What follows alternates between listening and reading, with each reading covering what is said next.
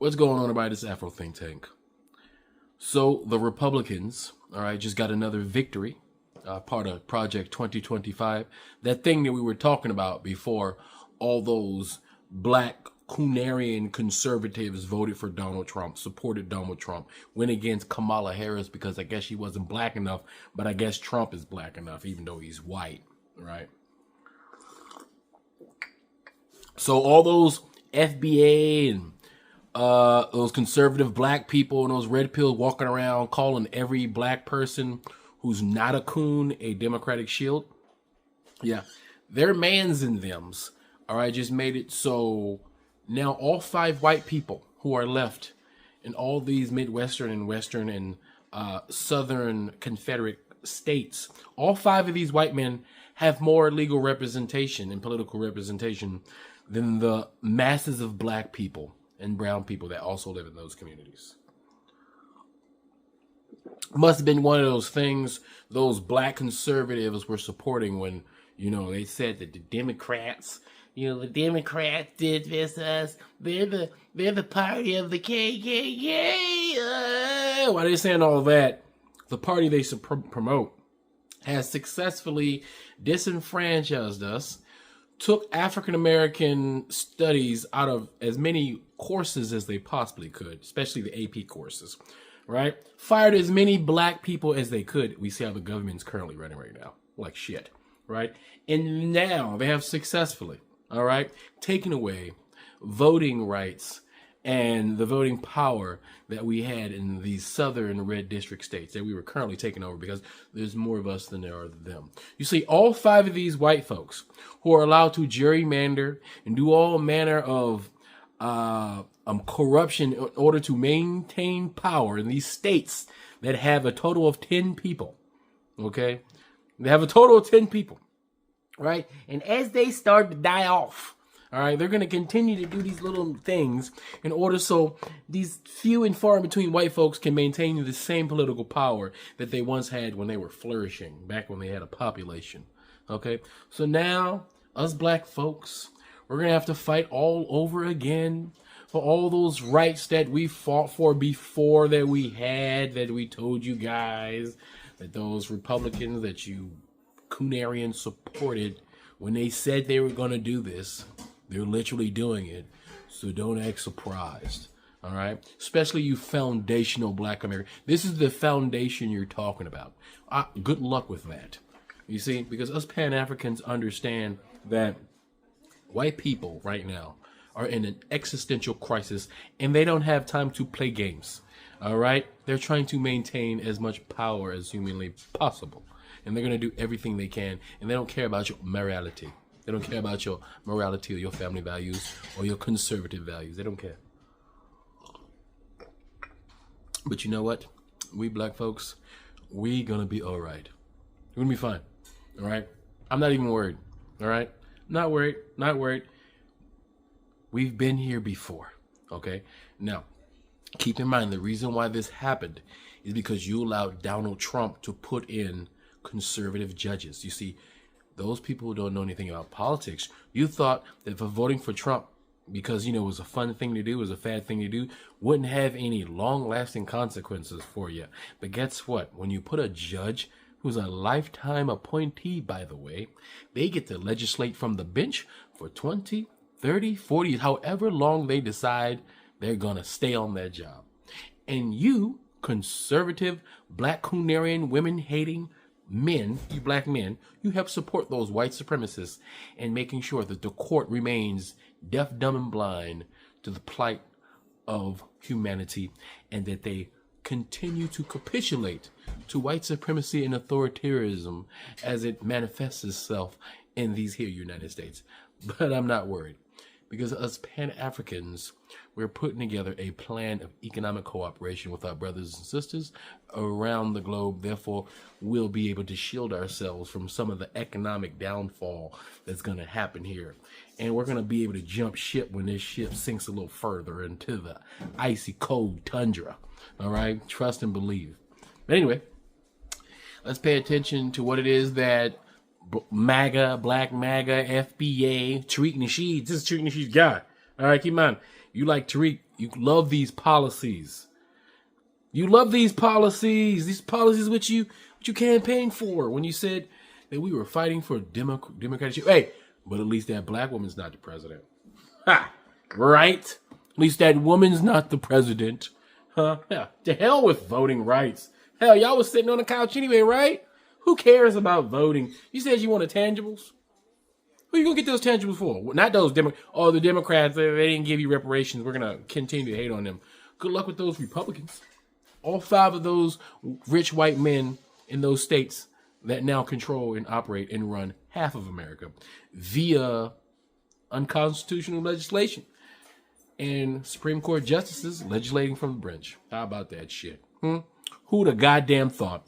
Anyway, you guys say what you think in the comment section. It's Afro Think Tank. Learn something, teach something. I'm out. Yep. I just came from a dramatic scene inside the Supreme Court. The justices have issued a major Voting Rights Act decision that's going to affect the midterm elections and elections from here on out. It makes it harder for blacks and Latinos to challenge voting maps and to say that their power has been diluted in the way a voting map has been drawn. Justice has made it harder to challenge a Louisiana case in which 2 black majority districts were drawn. But more broadly, what the court has done, what the conservative majority has done in this 6-3 decision is to really change the terms of the 1965 Voting Rights Act. Justice Sam Alito read his statement for the majority, and as he was finishing up, he said, "Do not listen to what the dissenters say. It's really not this bad." But when Justice Elena Kagan spoke for the 3 liberals, she said, "It is bad." This court has completed a project to undercut the Voting Rights Act, an act that was paid for by people's blood. And in that reference, it was to Bloody Sunday in March of 1965, when civil rights marchers were beaten with whips as they crossed the Edmund Pettus Bridge, marching for the right to vote. And that's how we even got the 1965 Voting Rights Act. And she said that this changes everything, that not since pre-Reconstruction era will minority voters have a harder time when they go to electing candidates of choice.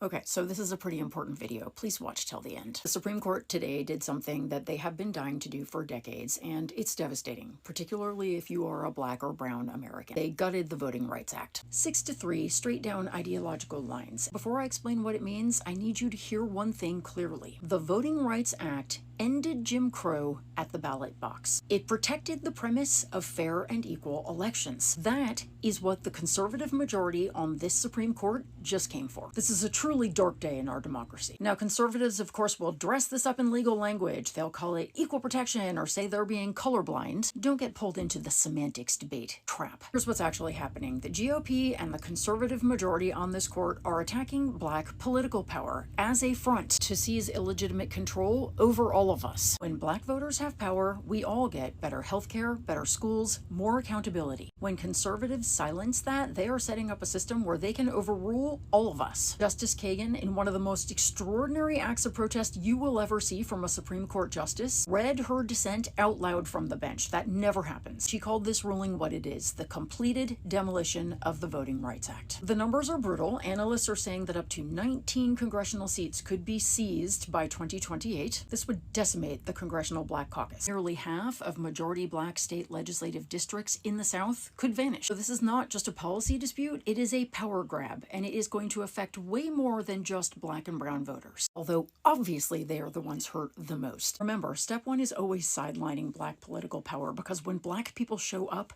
these people lose. If they can sideline that, they can overrule all of us. That's how it works. That's always been the plan, and they're not even pretending it's not anymore. But I want to close with this. They have taken some tools, but they have not taken them all. There are lawsuits already in motion. More will come. We want to donate to the groups who are suing on our behalf. We need to use the 2026 elections to elect candidates who are committed to passing the John Lewis Voting Rights Advancement Act at the first possible moment. And this is really important. We need to back candidates who support actual Supreme Court reform. I'm talking about term limits, a binding code of ethics, and maybe expanding the bench. This court is fundamentally broken, but remember, broken things can be fixed. Y'all, they are betting that we're going to get overwhelmed and give up. Don't give it to them. Grieve today, fight tomorrow. And finally, to any black or brown voter feeling devastated by today's ruling, I can't even imagine how you must feel, but I'm so fucking sorry. And I, for one, will not stop fighting until you get your freedom to vote back. You deserve so much better. They say this is about legal standards, but if you zoom out, it looks a lot like moving the goalpost again. So let's talk about this Supreme Court decision that happened today from a perspective that does not get centered enough as a black voter. Louisiana is about 1/3 black, but for years had only one majority black congressional district out of 6. So black voters challenged that under the Voting Rights Act, saying their voting power was being diluted. The state eventually created a second majority black district. And now this Supreme Court says that map went too far. So let me translate what that feels like. When there is only one district, that is called dilution. When you try to fix it with 2, now that is being called unconstitutional. So what exactly is the acceptable amount of representation? Because that line keeps moving. The court says race cannot be the dominant factor in drawing these maps, even when trying to correct discrimination. So legally, that sounds neutral, but in reality, race has always been a factor. It just was not benefiting black voters before. And now the standard to prove discrimination just got harder. So this is not just about Louisiana. This is about whether the protections under the Voting Rights Act are being narrowed to the point where they barely work. Because if you cannot consider race enough to fix discrimination, but discrimination still exists, what exactly are you allowed to do?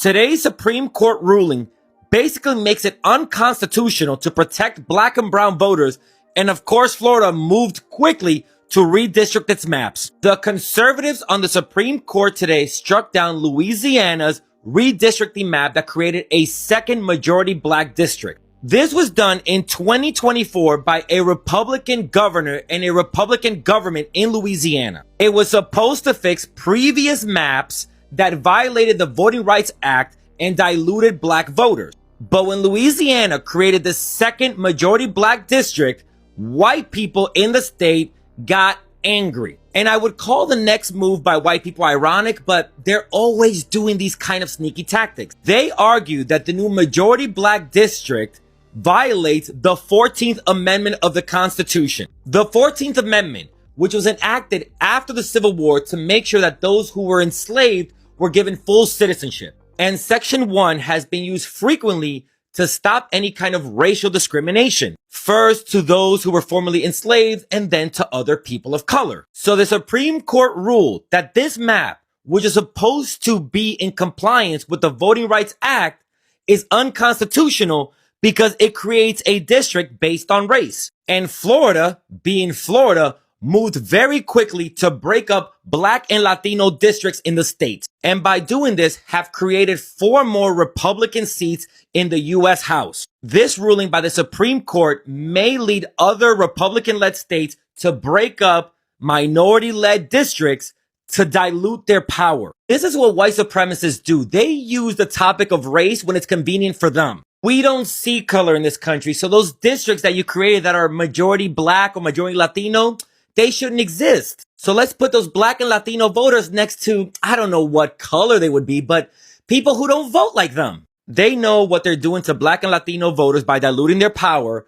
but they're being sneaky about it. Conservatives on the court have also made it harder to sue states who dilute black and brown voters. Essentially, you would need to find an email that says, yeah, I carved up the Hispanic neighborhood. That is not how Republicans talk. Share this because not a lot of people are seeing how the Supreme Court's decision today is a white supremacist move to stay in power. This is still very much a developing story, so I'll bring you information as it comes in. And remember to follow for more. The Supreme Court just disenfranchised black voters in Louisiana and gave southern states their blessing to redraw their maps to disenfranchise black voters. Let's get into it. So this morning, the Supreme Court made a decision that could change how voting works in this country. The court ruled against a Louisiana voting map that essentially created a second black majority congressional district. Now understand that voting rights in the Black Belt South and surrounding regions are already weak and constantly being attacked, y'all. Constantly. This ruling just made things a whole lot worse. It was a 6-3 ruling on ideological lines, and the conservative justices argued that Louisiana's map relied too much on race when drawing district lines and violated the Constitution. But the 3 dissenting liberal justices strongly disagreed. Justice Elena Kagan warned that the decision could have grave consequences and make it much harder to protect the voting power of black Americans. And while this ruling does not completely eliminate the Voting Rights Act, it essentially turns Section 2, an important part, into a mouth with no teeth, unable to effectively bite back against discrimination. And just to give y'all a little bit of history, the Voting Rights Act of 1965 was passed during the Civil Rights Movement after years of discrimination against black voters, especially in the South. It was meant to make sure people, no matter their race, had a fair chance to vote and be represented. And as a result, this led to an increase in the number of black elected officials and gave black people a stronger voice. And today, Section 2, one of the most important parts, came under attack. Section 2 was designed to stop voting rules or voting maps that could weaken the power of minority voters. And before the Supreme Court ruling, courts could step in if a map had unfair results, even if lawmakers didn't openly admit that they were being discriminatory. Now the Supreme Court says there must be strong proof that the discrimination was intentional. So basically, southern states can redraw maps that disenfranchise black voters and give a sob story saying, we pinky promise that we were not being racist, and then that's it.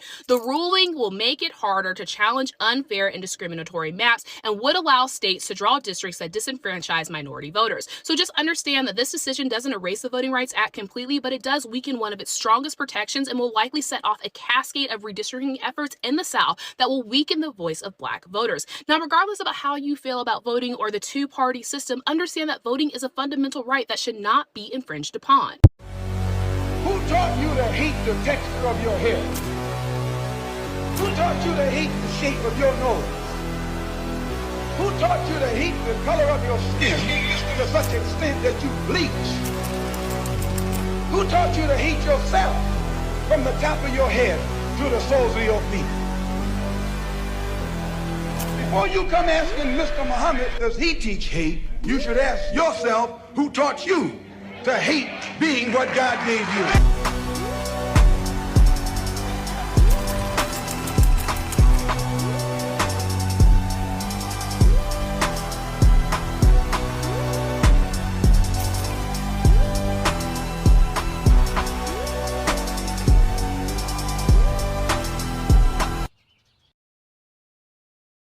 Free Sudan! Boycott diamonds and gold! Free Sudan!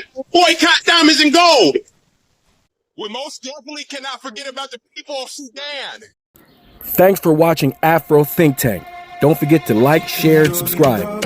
And follow me on Substack and Patreon for more content. Remember, it's Pan-Africanism or nothing.